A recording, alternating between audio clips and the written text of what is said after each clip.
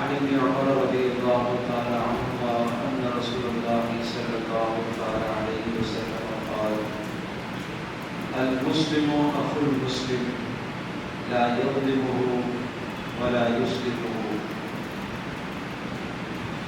حضرت عبداللہ بن عمر رضی اللہ تعالیٰ عنہما سے روایت ہے کہ مسلمان تو مسلمان کا بھائی ہے، مسلمان اپنے بھائی کو بے یار و مددگار نہیں چھوڑتا، اور مسلمان تو اپنے بھائی پر بالکل زیادتی نہیں کرتا۔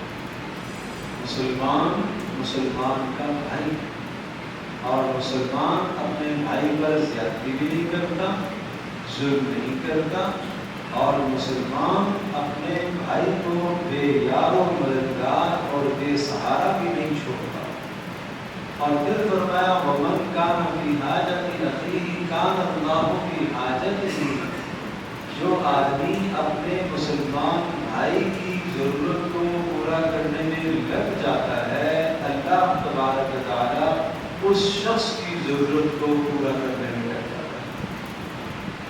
اور پھر ارشاد فرمایا وَمَنْ فَرَّجَ عَنْ مُسْلِمٍ كُرْبَةً فَرَّجَ اللَّهُ عَنْهُ كُرْبَةً مِنْ كُرْبَاتِ يَوْمِ الْقِيَامَةِ۔ جو آدمی اس دنیا میں اپنے مسلمان بھائی سے کسی مصیبت کو، تکلیف کو دور کر دیتا ہے، چاہے مال کے ذریعے سے مدد کر کے، چاہے جان کے ذریعے سے مدد کر کے، چاہے زبانی جملہ کوئی تسلی کا بول کر اپنے مسلمان بھائی سے مصیبت کو اور تکلیف کو ہلکا کر دیتا ہے، اللہ اس کے بدلے میں اس کے اوپر سے قیامت کے دن چھوٹے بڑے غموں کو اللہ دور کرے، ہر قسم کی مصیبت کو اللہ دور کرے۔ اور جو اپنے مسلمان بھائی پر پردہ ڈال دیتا ہے، پردہ پوشی کرتا ہے، اس کے عیبوں کو چھپا دیتا ہے، سترہ اللہ یوم القیامہ، اللہ تبارک و تعالیٰ قیامت کے دن اس کی گناہوں پر پردہ ڈالے۔ رسول اللہ صلی اللہ علیہ وسلم نے اتنا خوبصورت اور پیارا معاشرہ ہمیں عطا فرمایا ہے کہ جس میں اپنے مسلمان بھائی کے لیے آدمی ایسے ہی سوچتا ہے جیسے اپنی ذات کے لیے بھلا سوچتا ہے، جیسے اپنے آپ سے ضرر کو دور کرنے کی محنت کرتا ہے، اسی طرح سے اپنے مسلمان بھائی سے بھی تکلیف اور ضرر کو دور کرنے کی محنت کرتا ہے۔ جیسے انسان اپنے آپ کو بے یار و مددگار نہیں دیکھنا چاہتا، اسی طرح سے رسول اللہ صلی اللہ علیہ وسلم کی تعلیمات یہ ہیں کہ اپنے مسلمان بھائی کو بھی بے یار و مددگار مت دیکھو، اس کی مدد کرو، جس طرح سے وہ مدد کا محتاج ہے اس کی مدد کرو۔ ایک حدیث میں ارشاد فرمایا من نفس عن مسلم کربۃ من کربات الدنیا نفس اللہ عنہ کربۃ من کربات یوم القیامہ۔ جو آدمی اس دنیا میں اپنے کسی مسلمان سے پریشانی کو، تکلیف کو ہٹا دیتا ہے، اس کے بدلے میں اللہ پاک قیامت کے دن اس سے تکلیف اور پریشانی کو ہٹائے۔ وَمَنْ يَسَّرَ عَلَى مُعْسِرٍ يَسَّرَ اللَّهُ عَلَيْهِ فِي الدُّنْيَا وَالْآخِرَةِ۔ جو آدمی کسی مسلمان، کسی تنگ دست پر آسانی پیدا کر دیتا ہے، اس کے لیے سہولت فراہم کر دیتا ہے، اس کی مشکل دور کرنے میں مددگار بن جاتا ہے، ارشاد فرمایا اس کے بدلے میں اللہ تبارک و تعالیٰ اس تکلیف کو دور کرنے والے پر دنیا اور آخرت دونوں جہانوں میں آسانیاں پیدا کرے گا۔ علامہ ابن قیم رحمۃ اللہ علیہ کا معمول تھا کہ جب کوئی حاجت پیش آتی تھی تو کیا کرتے تھے؟ مسلمان کی حاجت کو پورا کرنے میں لگ جاتے تھے، اور فرمایا کرتے تھے کہ رسول اللہ صلی اللہ علیہ وسلم نے ارشاد فرمایا کہ جب کوئی اپنے مسلمان بھائی کی حاجت کو پورا کرتا ہے، اللہ اس کی حاجت کو پورا کرے گا۔ تو مجھے اس حدیث پر، اس بات پر یقین ہے، ایمان ہے کہ میں اس مسلمان کی ضرورت کو پورا کروں گا، اس کے بدلے میں اللہ میری ضرورت کو پورا کرے گا۔ آج لوگ مصیبتوں سے، پریشانیوں سے نکلنے کا وظیفہ اور عمل پوچھتے ہیں، تو رسول اللہ صلی اللہ علیہ وسلم کا کتنا بہترین بتایا ہوا عمل اور وظیفہ ہے، اپنے مسلمان بھائیوں کی مدد میں لگ جاؤ۔ اور اس وقت جو سیلاب زدگان کی حالت ہے اور جو مشکل میں مبتلا ہے، اور ملک کا بہت حصہ اس سیلاب کی زد میں آیا ہے، اس وقت آپ اپنے مسلمان بھائیوں کی مدد میں جو ممکن ہو سکتا ہے، جس طرح سے ممکن ہو سکتا ہے، اپنے مسلمان بھائیوں کی مدد کریں، مال کے ذریعے سے، جان کے ذریعے سے، زبان کے ذریعے سے۔ خود پیسہ نہیں ہے، دوسروں کو کہو، از خود اپنے مال سے خرچ کرو۔ گھروں میں خواتین سے کہو وہ اپنے مال سے خرچ کریں، اس میں کوئی شک نہیں۔ گھر کا سربراہ دے دے یہ بھی بڑی بات ہے، لیکن گھروں میں خواتین سے اس بات کی تاکید کرو، ہدایت کرو کہ وہ بھی اپنے مال سے دیں۔ جو آپ اپنی خواتین کو، اپنی اہلیہ کو، اپنی بچیوں کو، بہنوں کو جو جیب خرچ آپ دیتے ہو، اس جیب خرچ سے وہ بھی خرچ کرے۔ اس لیے رسول اللہ صلی اللہ علیہ وسلم نے تو خاص خواتین کو حکم دیا، تم صدقہ کرتی رہا کرو، صدقہ کرتی رہا کرو، تاکہ دل کے اندر ایک ہمدردی اور ایثار پیدا ہو۔ میں تو یہاں تک عرض کروں گا کہ اپنے بچوں سے بھی عمل کروائیں، چھوٹے چھوٹے بچوں سے بھی عمل کروائیں۔ بچوں کو جو آپ ضرورت کی چیزیں دیتے ہیں، ضرورت کے پیسے دیتے ہیں، اس میں سے بھی بچہ بھی کوئی پیسے بچا کے وہ بھی اس موقع پر خرچ کرے۔ جوانوں کے پاس جو رقمیں رکھی ہوئی ہیں اپنی ضرورت کے لیے، اپنی تعلیم کے لیے، دیگر ضروریات کے لیے، اس میں سے بھی کچھ حصہ وہ بچا کر وہ ضرور اس موقع پر مسلمان بھائیوں کی مدد کرے۔ میں اس کر رہا ہوں، مدد کہیں سے بھی ہو جائے گی، لیکن میرا اور آپ کا حصہ پڑ جائے گا ہماری آخرت سے۔ اس وقت امتحان ہے ان کا بھی اور ہمارا۔ مصیبت زدہ کا امتحان ہے کہ وہ کتنا صبر کرتا ہے، اور باقی لوگوں کا امتحان ہے کہ وہ کتنی مدد کرتے ہیں اس موقع پر۔ آپ کا بھی، ہمارا، ہم سب کا امتحان، اور سب اس دنیا میں ہم امتحان سے گزر رہے ہیں۔ تو اس لیے رسول اللہ صلی اللہ علیہ وسلم کی جو تعلیم ہے، آپ علیہ السلام کی جو ہدایت ہے، اس ہدایت پر ہمیں عمل کرنا چاہیے۔ اور اس ارشاد فرمایا پیارے پیغمبر صلی اللہ علیہ وسلم نے کہ ایما مسلم کسا مسلما ثوبا، جو آدمی کسی مسلمان کو اس کی ضرورت کے وقت کپڑا فراہم کر دیتا ہے، اسے کپڑا پہنا دیتا ہے، اللہ پاک اس کے بدلے میں اس کو جنت کا سبز لباس، عمدہ لباس پہنائے گا۔ اور جو کسی مسلمان کو حاجت کے وقت کھانا کھلا دیتا ہے، اللہ تبارک و تعالیٰ اس کو جنت کے عمدہ میوے اور پھل عطا کرے گا۔ اور جو کسی مسلمان کو پانی کا گھونٹ فراہم کر دیتا ہے، پانی پلا دیتا ہے، اللہ پاک اس کو جنت کی نہر، جنت کا چشمہ الرحیق المختوم سے اللہ اسے ضرور پلائے گا، اللہ اسے وہاں سے پلائے گا۔ جیسے بھی ہمدردی کرنی چاہیے، اور اس ہمدردی کرنے پر آخرت کا اجر تو دیکھو کتنا بڑا اجر ہے۔ اجر کمانے کے لیے نماز سے بھی اجر آدمی کماتا ہے، تلاوت سے بھی اجر کماتا ہے، ذکر سے بھی اجر کماتا ہے، یہ بھی خیر کے اعمال ہیں، بڑے بڑے اعمال ہیں۔ ہر آدمی ان اعمال سے بھی اس وقت اجر کما سکتا ہے، اور ہر شخص کوشش کر سکتا ہے کہ ان اعمال کے ذریعے سے بھی اجر کمائے۔ اسی طرح سے رسول اللہ صلی اللہ علیہ وسلم نے ارشاد فرمایا، وہ عورتیں جو بیوہ ہیں اور کفالت کرنے والا کوئی نہیں ہے، وہ مساکین، یتیم، ان کی جو اعانت اور مدد کرنے والا ہے، وہ ایسا ہے جیسا کہ اللہ کی راہ میں جہاد کرنے والا ہے۔ اور ایک حدیث میں ارشاد فرمایا، وہ ایسا ہے جیسے کہ ساری رات قیام کرنے والا ہو اور سارے دن روزہ رکھنے والا ہو، جو یتیموں کی مدد کرے گا، بے سہارا عورتوں بیواؤں کی جو مدد کرے گا، اور اسی طرح سے مساکین کی جو مدد کرے گا، اسے کیا ملے گا؟ اسے ایسا ملے گا جیسا کہ اللہ کی راہ میں جہاد کر رہا ہے۔ اور کیا ملے گا؟ جیسا کہ سارا دن روزہ رکھ رہا ہے۔ اور کیا ملے گا؟ جیسا کہ ساری رات قیام کر رہا ہو، نوافل ادا کر رہا ہو۔ یہ پیارے پیغمبر صلی اللہ علیہ وسلم کی تعلیمات ہیں۔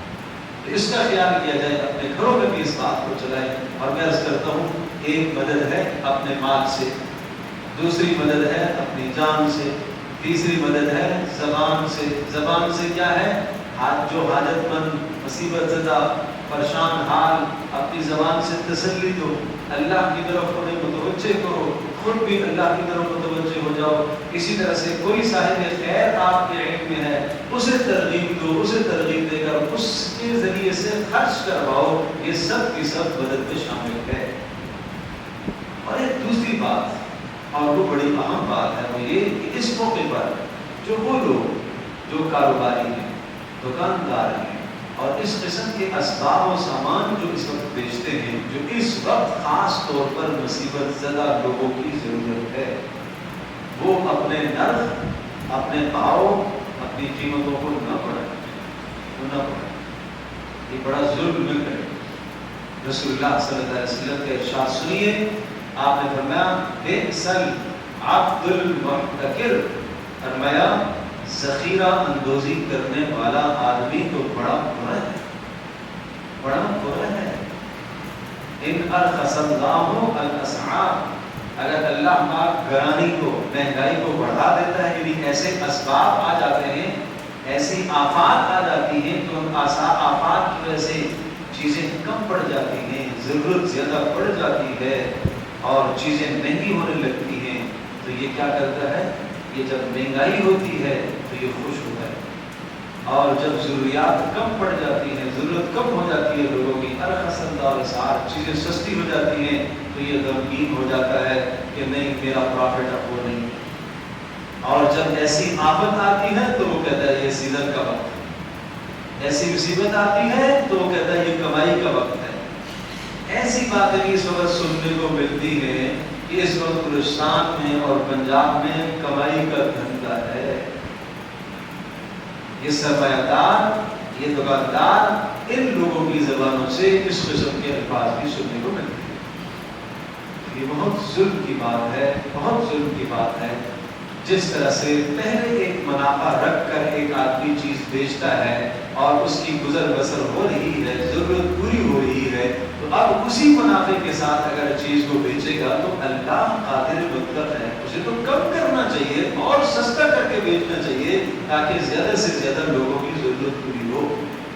لیکن وہ 5 روپے کی چیز جو ہے وہ 15 پر لے جاتا ہے، 1000 روپے کی چیز 3000 پر لے جاتا ہے، 3000 کی چیز جو ہے 9000 پر لے جاتا ہے، تو بھئی یہ سراسر ظلم اور زیادتی، یہ سراسر ظلم اور زیادتی ہے۔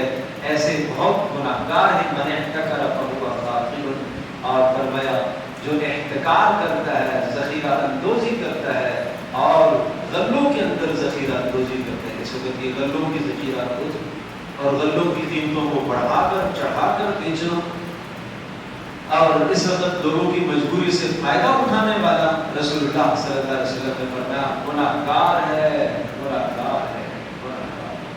ایک حدیث میں ارشاد فرمایا الجانب مرزوق والمحتکر ملعون، باہر سے ضرورت کی چیزوں کو لا کر جہاں ضرورت ہو وہاں فروخت کرے تاکہ لوگوں کو سہولت فراہم ہو، لوگوں کو آسانی پیدا ہو، مناسب دام پر وہ چیز بیچے، تو فرمایا اللہ پاک اس کے رزق میں برکت دے۔ اللہ کے نبی نے دعا دی ہے اللہ اسے برکت دے۔ والمحتکر ملعون، اور ذخیرہ اندوزی کر کے رکھنے والا اور ضرورت اور غلے کی اشیاء کو اس وقت جب ضرورت ہو مہنگائی کر کے بیچنے والا اور ذخیرہ اندوزی کرنے والا، فرمایا ملعون، اس پر تو لعنت ہو، اس پر تو لعنت ہو۔ پیارے پیغمبر صلی اللہ علیہ وسلم کی تعلیمات یہ ہیں کہ ہر آدمی بازار میں بیچنے والا آدمی بھی، دکاندار آدمی بھی اس بات کی کوشش کرے کہ اس کو دکان کھولے صرف اپنے نفع کے لیے نہیں، وہ دکان کھولے مسلمانوں کے ساتھ خیر خواہی کے لیے، وہ مسلمانوں کی خیر خواہی کرے، وہ مسلمانوں کی خیر خواہی کرے۔ بھائی اگر وہ مسلمانوں کی خیر خواہی کی نیت کرے گا تو یقیناً اپنا نفع تو ہے ہی ہے، اپنا پروفٹ تو اس کو حاصل ہوگا ہی ہوگا، لیکن مسلمانوں کے ساتھ خیر خواہی کی نیت کرے، یہ پیارے پیغمبر صلی اللہ علیہ وسلم کی تعلیم ہے۔ حضرت جریر بن عبداللہ بجلی رضی اللہ تعالیٰ عنہ جلیل القدر صحابی ہیں، وہ ایک جملہ فرمایا کرتے تھے، مجھے میرے پیارے نبی حضرت محمد مصطفیٰ صلی اللہ علیہ وسلم نے یہ وصیت فرمائی ہے، النصح لکل مسلم، ہر مسلمان کے ساتھ میں خیر خواہی کروں، ہر مسلمان کے ساتھ خیر خواہی کروں۔ ایک مرتبہ ایک گھوڑے کی حاجت پیش آئی تھی اور سوچو تو صحیح، اپنے خادم سے کہا میرے لیے خرید کر لاؤ ایک گھوڑا، اور وہ خریدنے کے لیے گیا تو وہ 400 درہم میں مل گیا۔ جب دیکھا گھوڑا نہیں، یہ 400 کا تو نہیں ہے، کس سے لائے ہو؟ فلاں سے لائے. بلاؤ اس کو. بلایا. کہا میں تمہیں 500 درہم دے دوں؟ کہا دے دے. پھر فرمایا 600 دے دوں؟ کہا دے دے. کہا 700 دے دوں؟ کہا دے دے. اور پھر اس نے کہا آپ شاید میرے ساتھ مذاق کر رہے ہیں. تو پھر 800 درہم اسے دیے اور ارشاد فرمایا اس کی قیمت لگنے میں 800 ہے، شاید آپ نے کسی مجبوری سے پیسے دے جاؤ. اس نے کہا جی ہاں مجھے مجبوری تھی، پیسوں کی حاجت تھی، اس لیے میں نے کم قیمت میں بھیجا ہے.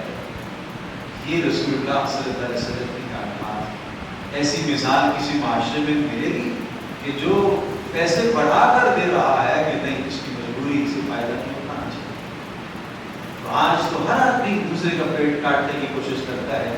امام غزالی رحمۃ اللہ علیہ نے اللہ اکبر انسانوں کی زندگی کا طریقہ بھی ایک جگہ پر ذکر فرمایا.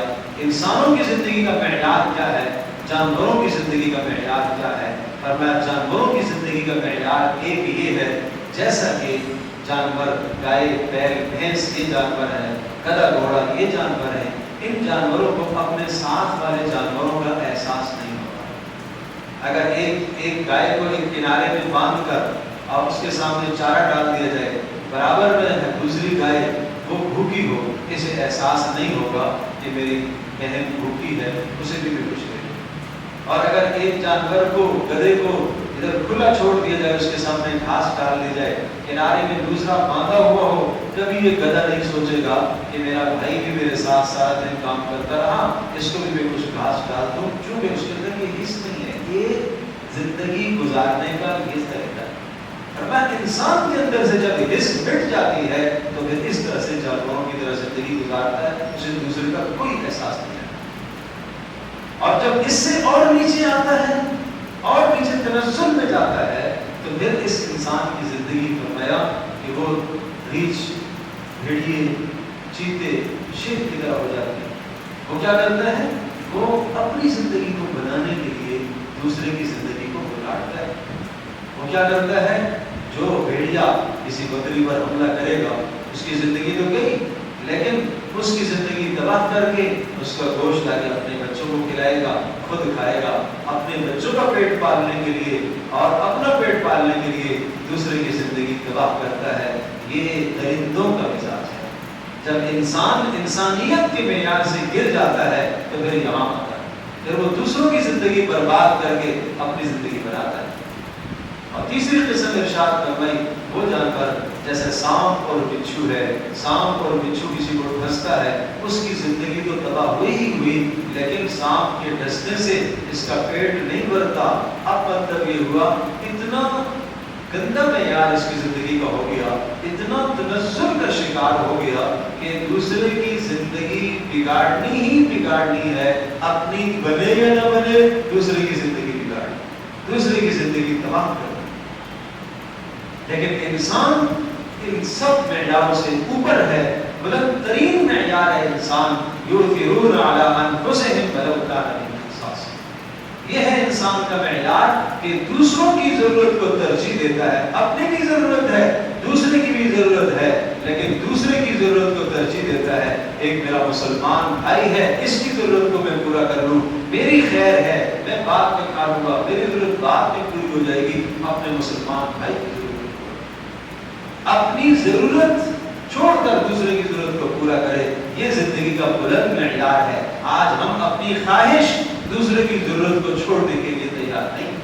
آج ہم اپنے گھر میں ہونے والا اسراف اور فضول خرچی وہ دوسرے کی ضرورت کو چھوڑنے کے لیے تیار نہیں ہے. میرے عزیز دوستو بزرگو، اسلام بہت بلند معیار ہمیں زندگی کے عطا کرتا ہے.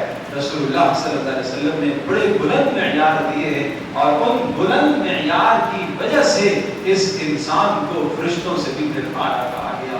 یہ جب معیار اس کی زندگی میں آتا ہے تو پھر یہ فرشتوں سے بھی بلند مرتبہ اور مقام سے گرتا ہے. اور جب یہ اس انسانی معیار سے گرتا ہے تو ثم رددناہ اسفل سافلین، پھر سب سے نچلا طبقہ اس کا ہوتا ہے. پھر زندگی گزارنا ایک حیوان سے بھی بدتر زندگی گزارتا ہے. ہمیں اپنے معیار کو بلند کرنا ہوگا جو رسول اللہ صلی اللہ علیہ وسلم کی بتائی ہوئی تعلیمات ہیں.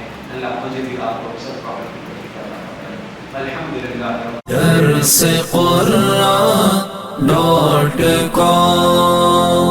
www.darsequran.com